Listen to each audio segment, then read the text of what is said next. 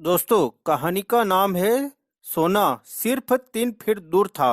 दोस्तों, एक अस्थायी हार पर प्रयास करना छोड़ देना असफलता का सबसे आम कारण होता है। हर किसी को कभी न कभी इस गलती का एहसास जरूर होता है। दोस्तों, आर यू डर्बी, जो बाद में देश के सफलतम बीमा एजेंट बने, वह अपने अंकल की यह कहानी बताते हैं कि उस समय सोना के पीछे लोग पागल थे। तब उनके अंकल को भी अन्य व्यक्तियों की तरह सोना का भूत सवार हो गया था और वह पश्चिम की तरफ सोना खोजने एवं अमीर बनने निकले। उन्होंने कभी यह नहीं सुना था कि दिमाग सबसे बड़ा सोना का निर्माता है, न कि जमीन। वह खुदाई करने के लिए निकल पड़े। बेशक यह मुश्किल था, पर सोना की उनकी भूख निश्चित थी। कई हफ्तों के मजदूरी के बाद उन्हें एक चमचमाता हुआ अयस्क प्राप्त हुआ। उन्हें इस अयस्क को बाहर निकालने के लिए मशीन की जरूरत पड़ी, जिसके लिए वह तुरंत अपने घर विलियम्सबर्ग, मैरीलैंड वापस आ गए। अपने रिश्तेदारों एवं पड़ोसियों को इस सफलता के बारे में समझाया। उनकी बातों ने सबको सम्मोहित कर लिया तथा सभी ने मिलकर पैसा इकट्ठा किया एवं उस मशीन को खरीदकर उसी खान में भेज दिया। डर्बी और उसके अंकल फिर से उसी खान में काम करने पहुंच गए। जब उस चमचमाती धातु की पहली खेप गलाने एवं शुद्धिकरण के लिए भेजी गई तो उसका परिणाम देखकर उन्हें इस बात का विश्वास हो गया कि कोलोराडो की सबसे बड़ी खान उनके पास ही है। उनकी उम्मीदें तूफान की तरह दिन प्रतिदिन बढ़ती जा रही थी। तभी अचानक कुछ ऐसा हो गया कि उस सोना की खान से सोना गायब ही हो गया। वे अवसाद एवं निराशा के चरम पर पहुंच गए। उन्हें उस खान में कहीं भी सोना दिखा ही नहीं।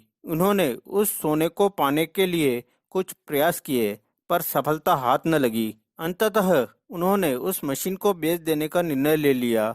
उन्होंने एक कबाड़ी को सिर्फ कुछ $100 में उस मशीन को बेचकर घर वापस आ गए। सुना होगा कि कुछ कबाड़ी सच में बेवकूफ होते हैं, पर वह व्यक्ति उनमें से एक नहीं था। उसने दिमाग लगाया एवं एक खनन इंजीनियर को उस खान को दिखाने के लिए बुलाया। उसने यह देखकर अनुमान लगाया कि सोना का सिरा सिर्फ 3 फीट नीचे पाया जा सकता है, जहां से डर्बी एवं उनके अंकल ने खुदाई रोक दी थी। वास्तविकता में हुआ भी वही। वह कबाड़ी उस खान से निकले अयस्क की वजह से करोड़पति बन गया था, क्योंकि वह जानता था कि किसी कार्य को छोड़ने से पहले किसी विशेषज्ञ का मशवरा लेना जरूरी होता है। उस मशीन को खरीदने के लिए रिश्तेदारों एवं पड़ोसियों से पैसा लिया गया था, जिसका भुगतान डर्बी ने किया था, क्योंकि उन लोगों को उस नौजवान पर विश्वास था। डर्बी को उस मशीन का सारा भुगतान करने में कई वर्ष लग गए थे। इतना नुकसान होने के बाद वह इस गम से तब निकल पाया जब वह एक बीमा कंपनी में बीमा एजेंट बन गया और उसे पता लग गया कि इच्छा शक्ति के दम पर सोना बनाया जा सकता है। वह उस घटना को भी भूला नहीं था जिसने उसकी जिंदगी बदल दी। वह असीम दौलत से मात्र 3 फीट की दूरी पर प्रयास करना छोड़ दिया था। डर्बी को उस अनुभव से बहुत लाभ हुआ। उसे पता चल गया था कि किसी की न का मतलब न हो, यह जरूरी नहीं। उसने अपने कार्य को बीच में छोड़ने की आदत को हमेशा हमेशा के लिए छोड़ दिया था और उसने यह तय कर लिया था कि उसे कोशिश तब तक करनी है जब तक सोना न निकल आए, यानी जब तक वह व्यक्ति हाँ न कह दे। तो दोस्तों, सफलता का रास्ता कुछ अस्थायी असफलताओं से होकर गुजरता है। अधिकांश लोग काम को बीच में ही एक असफलता के बाद छोड़ देते हैं। उन्हें पता होना चाहिए कि असफलता सिर्फ एक विलंब है, हार नहीं। लगभग 500 अमेरिका के सफलतम व्यक्तियों ने यह स्वीकार किया कि उन्हें सफलता तब मिली जब हार उनके बिल्कुल नजदीक थी। असफलता इस मामले में बहुत चालाक है। वह लोगों के मन भटकाने के लिए अक्सर तभी आती है जब सफलता बहुत नजदीक होती है। तो दोस्तों, आप यह बात गांठ बांध ले कि सफलता उन्हें नहीं मिलती है जो सफलता के लिए प्रयास करते हैं, बल्कि सफलता उन्हें मिलती है जो सफलता पाने तक प्रयास करते हैं। दोस्तों, जैसा कि आपने बर्न के बारे में जाना था कि जब वह पहली बार ऑरेंज एडिसन के दफ्तर पहुंचा तो उसके मन में कतई इस तरह के ख्याल नहीं थे कि मैं एडिसन से उसके दफ्तर में काम करने के लिए मौका मांगूंगा, बल्कि उसने यह कहा कि उसे एडिसन के साथ उसके व्यवसाय में साझेदार बनना है। उसने कभी यह नहीं कहा, मैं कुछ महीने यहाँ काम करूँगा, अगर मुझे यहाँ कुछ उत्साहजनक मौके नहीं मिलते हैं तो मैं छोड़कर कोई और नौकरी की तलाश करूँगा। बल्कि उसने यह बात रखी, मैं कहीं से भी शुरुआत करूँगा, आपके लिए सब कुछ करने को तैयार हूँ जो आप कहेंगे, जब तक कि मुझे आपके साथ व्यवसाय करने का मौका नहीं मिल जाता। उसने यह नहीं बोला, अगर मैं एडिसन के इस संस्था में असफल हो जाता हूँ तो मैं दूसरे मौके की तलाश करूंगा। उसने बोला, मुझे जिंदगी में एक ही चाहत है कि मुझे महान थॉमस अल्वा एडिसन के साथ उनके व्यवसाय में भागीदार बनना है। इसलिए मैं पीछे लौटने के सारे रास्ते बंद करके अपने संपूर्ण भविष्य को इसे हासिल करने में लगा दूंगा। बहुत पहले की बात है, एक महान योद्धा हुआ करता था जिसे एक बार युद्ध क्षेत्र में विजय पाने के लिए कड़ा निर्णय लेना पड़ा।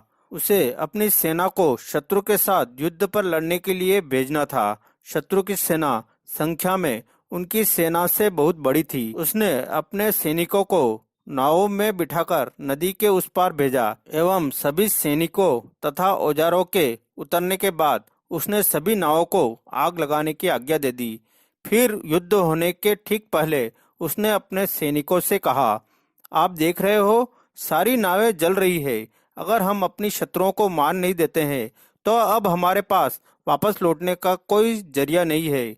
अब हमारे पास सिर्फ एक ही उपाय है, या तो मिट जाओ या फिर अपने शत्रुओं का नाश कर दो। अंत में हुआ यूं कि वे लोग जीत गए। ठीक उसी योद्धा की तरह हर व्यक्ति को वापस लौटने वाली नावें मिटा देना चाहिए, जला देना चाहिए, लौटने के सभी दरवाजे बंद कर देना चाहिए एवं चल पड़ना चाहिए अपनी मंजिल की ओर। तो दोस्तों, जब जीत की चाहत जिंदगी के लिए जरूरत बन जाए तो सफलता निश्चित है। दोस्तों, सपने देखने वालों में दो जरूरी विशेषताएं होनी ही चाहिए, सहनशीलता और खुली सोच।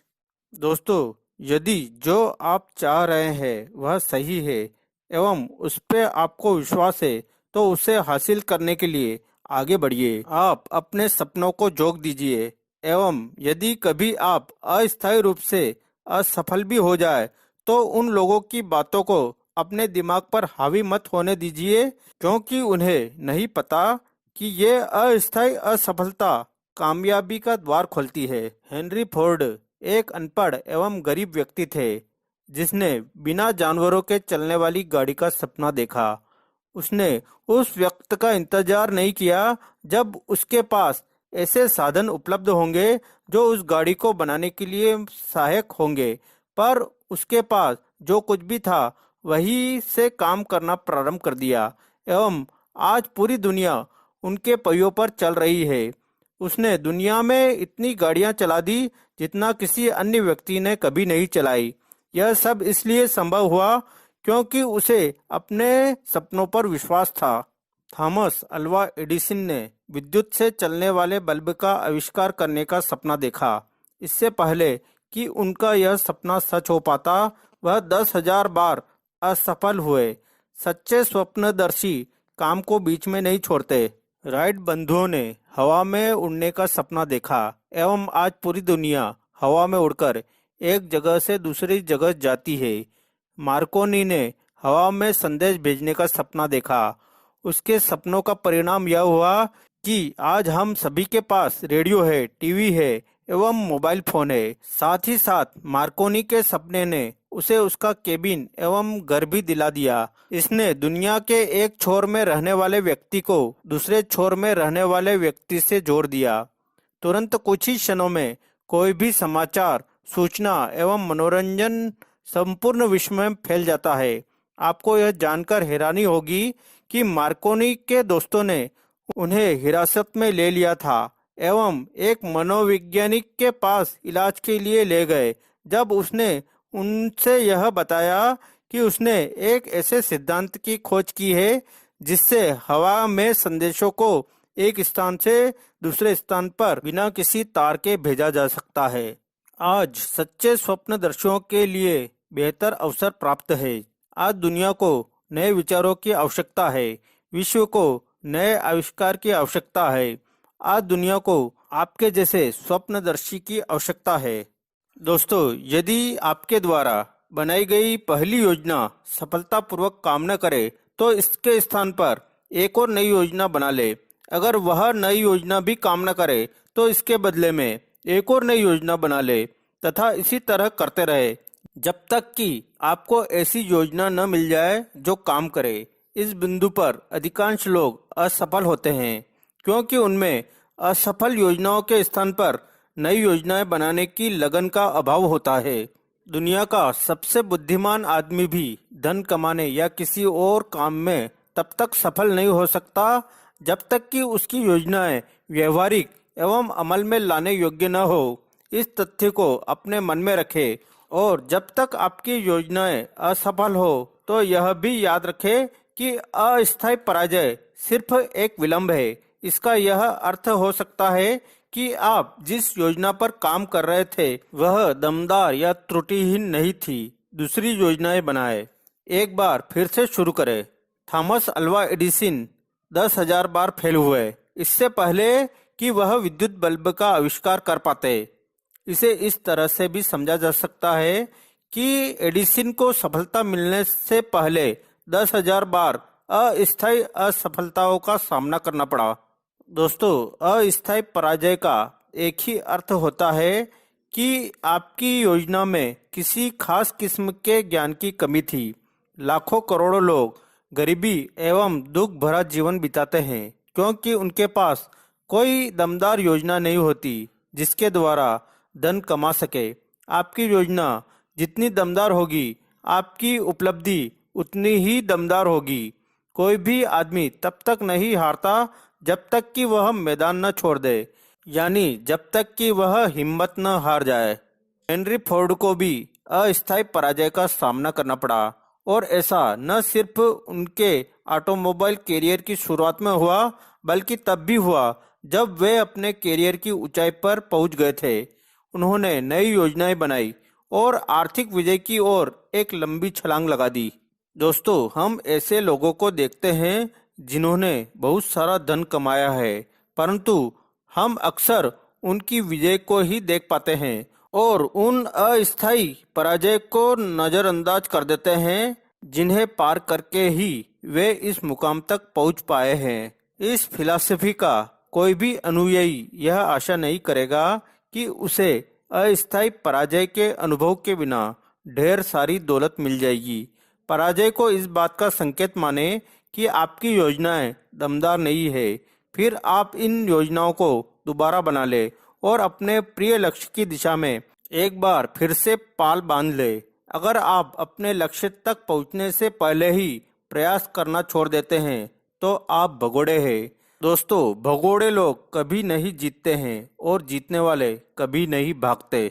इस वाक्य को गांठ बांध ले और एक ऊंचे अक्षरों में कागज के एक टुकड़े पर लिख ले और इसे ऐसी जगह पर रखे जहां पर इसे हर रात सोने से पहले और हर सुबह उठने के बाद देख सके। दोस्तों, अमीर बनने का एक और कदम यह भी है कि आप अपने टाल मटोल पर विजय हासिल करें। दोस्तों, टाल मटोल की आदत जो निर्णय करने के विरोधी है, एक आम शत्रु है जिसे हर आदमी को जीतना चाहिए। दोस्तों, उन सैकड़ों लोगों के विश्लेषण के बाद जिन्होंने दौलत कमाई है और जो 10 लाख डॉलर के पार निकल गए हैं, यह तथ्य सामने आया कि उनमें से हर एक में तत्काल निर्णय पर पहुंचने की आदत थी और इस निर्णय को अगर बदलना होता था तो वे इन्हें बदलने में जल्दबाजी नहीं करते थे। जो लोग दौलत कमाने में असफल थे, उनमें से हर एक बिना अपवाद के या तो निर्णय लेता ही नहीं था और अगर लेता भी था तो उसमें बहुत देर लगाता था, परंतु वह लिए गए निर्णय अक्सर बदल लेता था और इसमें जल्दबाजी का परिचय देता था। हेनरी फोर्ड के कई उत्कृष्ट गुणों में से एक यह था कि उनका निर्णय पर तत्काल और निश्चित रूप से पहुंचने की आदत और उस निर्णय को बदलने में देर लगाना। यह गुण मिस्टर फोर्ड में इतना अधिक था कि इससे उनकी छवि जिद्दी व्यक्ति की बन गई। यही गुण था जिसकी वजह से मिस्टर फोर्ड ने अपना प्रसिद्ध मॉडल टी अर्थात दुनिया की सबसे बदसूरत कार बनाना जारी रखा, जबकि उनके सभी परामर्शदाता एवं कार के कई खरीदार भी इसे बदलने के लिए उनसे आग्रह कर चुके थे। शायद मिस्टर फोर्ड ने इस बदलाव को करने के लिए बहुत देर लगा दी, किंतु कहानी का दूसरा पहलू यह है कि फोर्ड के दृढ़ निश्चय की वजह से ही वे बहुत अमीर बने। इसके पहले कि मॉडल में परिवर्तन आवश्यक हुआ, इसमें कोई संदेह नहीं है कि फोर्ड की निश्चित निर्णय पर पहुंचने की आदत को उनकी जिद माना गया, परंतु यह गुण निर्णय पर देर से पहुंचने और उन्हें जल्दी बदलने से फिर भी बेहतर है। दोस्तों, अधिकांश लोग जो अपनी आवश्यकता के अनुरूप धन कमाने में असफल रहते हैं, आमतौर पर दूसरों के विचारों से आसानी से प्रभावित हो जाते हैं। वे अपने लिए सोचने का काम अखबारों और गपशप करने वाले अपने पड़ोसियों पर छोड़ देते हैं। राय दुनिया की सबसे सस्ती वस्तु है। यह हर एक के पास उपलब्ध होती है, जो उस व्यक्ति पर थोप दी जाती है जो उन्हें स्वीकार करता है। यदि आप निर्णय पर पहुंचते समय दूसरों की राय से प्रभावित होते हैं, तो आप अपनी इच्छा को धन में रूपांतरित करने की बात छोड़ ही दें। इसके अलावा आप किसी भी काम में सफल नहीं हो सकते। यदि आप दूसरों की राय से ही प्रभावित होते रहते हैं, तो आपकी अपनी कोई इच्छा नहीं होगी। यह भी याद रखें कि जब भी आप किसी ऐसे आदमी के सामने अपना मुंह खोलते हैं जिसमें ज्ञान की प्रचुरता है, तो आप उस व्यक्ति के सामने अपने ज्ञान के पूरे स्टॉक या उसके अभाव को प्रदर्शित करते हैं। वास्तविक ज्ञान आमतौर पर विनम्रता और मौन के द्वारा झलकता है। इस तथ्य को भी दिमाग में रखें कि आप जिस भी व्यक्ति से जूझते हैं, वह भी आपकी ही तरह पैसे कमाने के अवसर तलाश रहा है। अगर आप अपनी योजनाओं के बारे में अधिक खुलकर बातें करेंगे, तो आपको यह जानकर आश्चर्य होगा कि सामने वाले आदमी ने आपसे पहले ही आपके लक्ष्य को कार्य रूप में परिवर्तित कर लिया है, जिसकी योजनाओं के बारे में आपने मूर्खतावश बड़बोलापन दिखाया था। आपका सबसे पहला निर्णय यह होना चाहिए कि आप अपना मुंह बंद रखें और अपने कान एवं आँख खुली रखें। जो लोग तत्काल और निश्चित निर्णय पर पहुंचते हैं, वे जानते हैं कि वे क्या चाहते हैं और आमतौर पर यह उन्हें मिल जाता है। जीवन के किसी भी क्षेत्र में लीडर्स तत्काल और दृढ़ता से निर्णय लेते हैं। यही वह सबसे प्रमुख कारण है कि वे लीडर्स होते हैं। दुनिया में उस व्यक्ति को जगह देने की आदत होती है जिसके शब्दों और कार्यों से पता चलता है कि वह जानता है कि वह कहाँ जा रहा है। और निर्णय एक ऐसी आदत है जो बचपन में शुरू होती है। जब बच्चा ग्रेड स्कूल, हिजबुल और कॉलेज में आगे बढ़ता है, तो यह आदत धीरे धीरे स्थायी आदत बनती जाती है, जिसमें लक्ष्य की कोई निश्चितता नहीं होती। और निर्णय की आदत विद्यार्थियों के साथ उस व्यवसाय में भी जाती है जिसे वह चुनता है। अगर वह सचमुच कोई व्यवसाय चुने, आमतौर पर कॉलेज से निकलने के बाद विद्यार्थी सिर्फ नौकरी की तलाश करता है। चाहे उसे जो भी नौकरी मिले, वह मिलने वाली पहली नौकरी को करने लगता है, क्योंकि उसे अनिर्णय की आदत पड़ गई है। 96% लोग आज ऐसे पदों पर सिर्फ तनख्वाह के लिए काम कर रहे हैं, क्योंकि उनमें किसी निश्चित पद की योजना बनाने के लिए निश्चित निर्णय लेने की शक्ति का अभाव था, और उनमें यह ज्ञान भी नहीं था कि नियोक्ता का चुनाव कैसे किया जाए। निश्चित निर्णय लेने में हमेशा साहस की आवश्यकता होती है, कई बार तो बहुत अधिक साहस की। दोस्तों, आप में धन कमाने की कितनी अधिक या कितनी कम इच्छा है?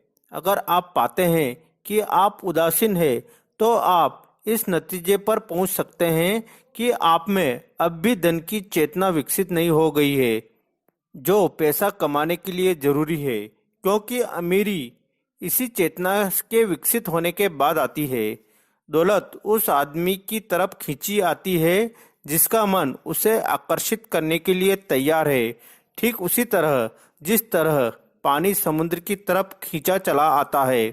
ठीक उसी तरह जिस तरह लोहा चुंबक की ओर आकर्षित होता है।